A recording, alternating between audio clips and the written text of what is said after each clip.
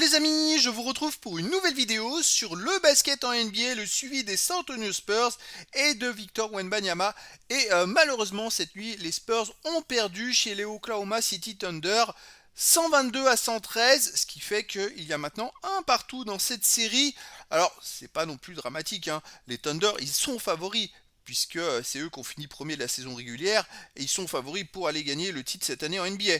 Mais bon voilà, c'est une défaite des Spurs qui relance un petit peu la série. Les Spurs gardent le fait d'avoir gagné le premier match et donc gardent l'avantage du terrain récupéré avec cette victoire à l'extérieur. Les Spurs vont donc jouer 2 fois à domicile dans les 2 prochaines rencontres et ça va être super sympa. Alors dans cette vidéo, comme d'habitude, on va revenir sur les stats des équipes et des joueurs, sur les stats de Wemby en détail sur ce match, avec ses meilleures perfs sur un match, ses moyennes en saison régulière, mais on va peut-être pas les voir, on va voir surtout les stats dans l'histoire de la NBA, arrêté à 22 ans.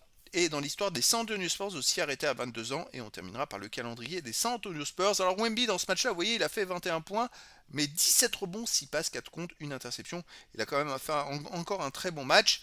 Pas autant que le premier, mais voilà, ça a été un très très bon match. Alors, au niveau des statistiques, premier quart-temps, il y a eu 31 partout, c'était plutôt serré. Ensuite, deuxième quart-temps, et c'est les Oklahoma City Thunder qui ont gagné 31-20, plus 11, donc plus 11 à la mi-temps. Troisième quart-temps gagné par San Antonio 37-34, qui fait 3 points pour San Antonio, ce qui fait plus 8 pour Oklahoma. Et dernier quart-temps gagné d'un point par Oklahoma, 26-25.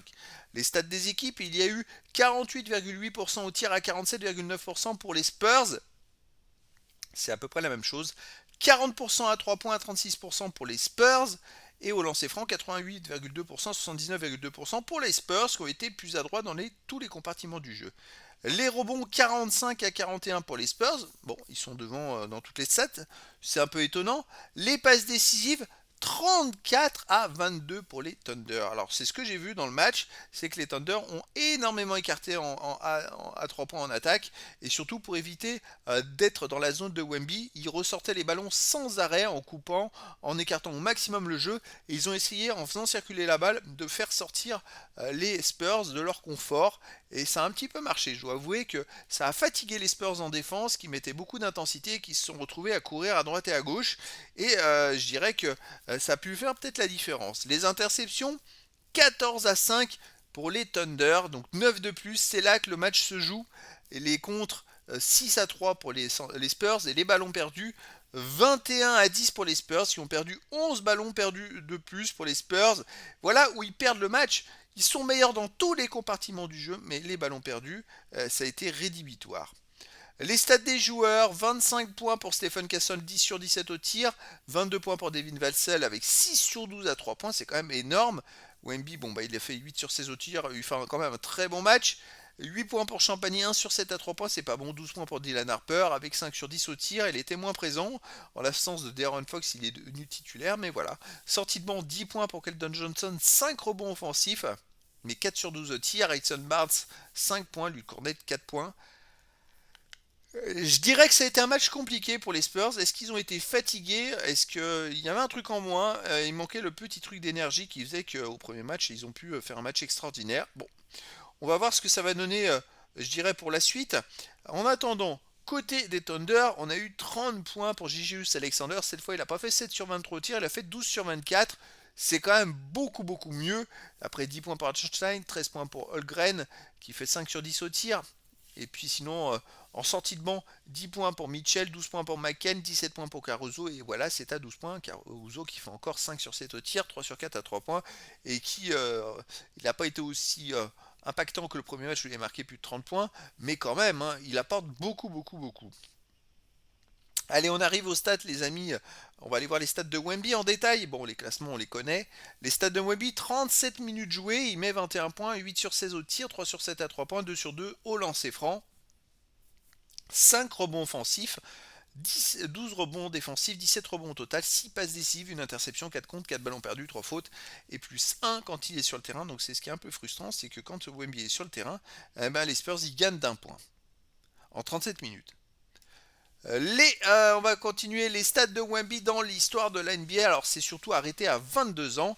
Et c'est là où c'est intéressant, c'est qu'il est 201ème au nombre de matchs joués en NBA à 22 ans, en playoff je précise. Il est 201e au match joué et en points, il est 74e. Donc c'est plutôt pas mal. Les contres, il est 10e meilleur contreur de l'histoire. Et c'est vrai qu'il grappille des places dans les 100 dans beaucoup de statistiques. Bon, c'est quand même pas mal, hein. Je suis allé voir les amis, les stats qu'il avait. Je crois qu'il en est à 48 contres cette saison, dans cette saison de playoff. Et il est au 30e ou 40e de l'histoire en performance sur une saison. Mais c'est pas fini.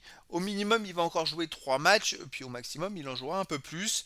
Donc on va espérer qu'il continue d'augmenter ses statistiques parce qu'il est en train de marquer l'histoire d'une certaine façon, c'est quand même pas mal. L'histoire dans les stats dans l'histoire des San Antonio Spurs, il n'a pas gagné beaucoup de place, mais bon, il était déjà dans les 10, à part les games où il est 13e et les interceptions, il est 14e. Il est dans les 10 dans toutes les places de toutes les autres statistiques. Au compte, il est deuxième.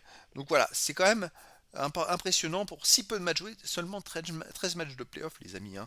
C'est quand même très peu pour un joueur à 22 ans. Il y a beaucoup de joueurs. Vous voyez, il est pour les Spurs, il avec ses 13 matchs, il est 12e de l'histoire des Spurs, 201e de l'histoire des playoffs. Mais à cet âge-là, il y a des joueurs qui jouent les playoffs depuis 18 ans, là, comme LeBron James, ou d'autres joueurs qui jouent depuis l'âge de 18 ans. Donc il faut pouvoir s'aligner vis-à-vis des stats. En tout cas, Wemby, bon, il est bien parti dans beaucoup de statistiques. Allez, calendrier, les amis. Le prochain match, ce sera à domicile pour les Spurs contre les Thunder et ce sera le 23 mai à 2h30 du matin, heure française. Ça va être un gros match, hein, parce que là, les Thunder, ils auront à cœur de se rattraper pour récupérer l'avantage du terrain. Et les Spurs, ils auront à cœur de pouvoir essayer, je dirais, de conforter leur avance. Donc, un match qui va être à ne pas rater, les amis. Là, franchement, il va y avoir beaucoup, beaucoup de spectacles et beaucoup de sport. Donc voilà, mais écoutez, je vous dis à très bientôt pour une nouvelle vidéo.